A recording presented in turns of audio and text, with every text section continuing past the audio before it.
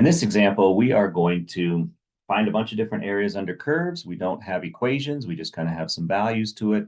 So we're really kind of testing some properties associated to it. We are given that we are finding the area, or we have the area under the curve from 1 to 6 of f of x. That area is going to equal 10. From 1 to 6 of g of x, area equals 5. And then from 4 to 6 of f, so it's actually a chunk of this. From 4 to 6, that area is going to equal 5. And then this is a chunk of this one. So from 1 to 4 on this one is going to equal 2. So we have these pieces and we're trying to figure out all these different combinations of things. I really need to know what are all the pieces. And so I'm going to break this up and kind of have a geometry take on this. So if I go from 1 to 6, I know that that area under the curve is going to add up to 10. But I also know from 4 to 6, that area is 5, which tells me that from 1 to 4, its area is also equal to 5, right? Because those two parts are going to make the whole. And then I can do the same thing for g of x. G of x goes from 1 to 6. I know that the total is 5.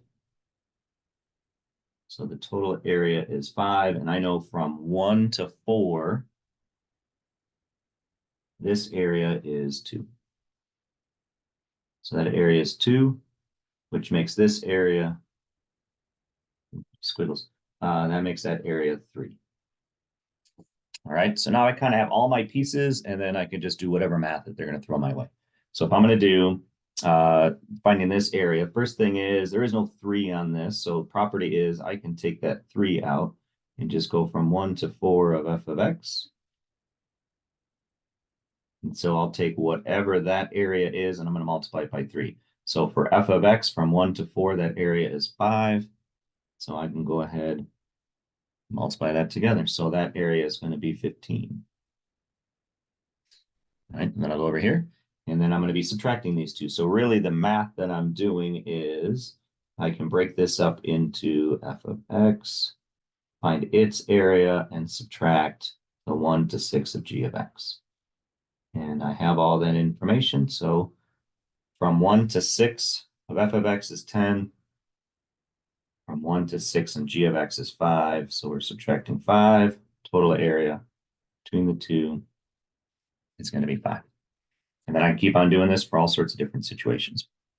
So on this one, I'm going to be doing 1 to 4 of f of x minus 1 to 4 g of x. All right, so 1 to 4 of f of x is 5. And the area of 1 to 4 for g of x is 2. So 5 minus 2 gets me a 3.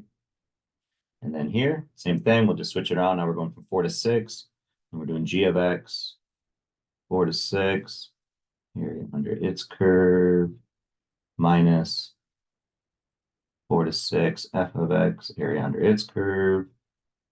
And we'll just figure out our pieces. So from 4 to 6 of g of x, that has an area of 3. So we're looking at 3 minus 4 to 6 here. So then we're subtracting 5 to it. So that would have an area of -2.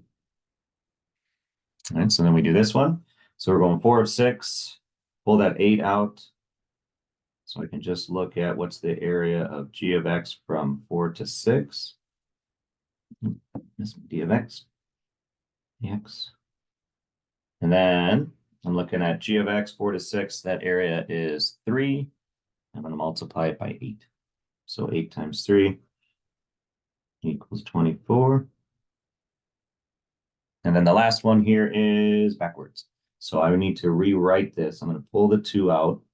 So I'm going to do a couple things. So let me pull the 2 out. All right. And then the next thing is I have it backwards. So that means I'm going to switch these around to make it 1 to 4, small to big, not big to small. And then what that does is that negates my answer. And so I'm going to have a negative, but then I already have the 2 up here. So I need to find the area of this, multiply it by -2. So the area from 1 to 4 is 5. And so I'm taking -2, multiplying it by 5, and getting an area of -10. All right, so that was just doing a couple different types of definite integrals. We still don't quite have equations yet. We don't have the math yet to do it, but that doesn't mean we can't use some other kind of geometry ideas to find areas under curves.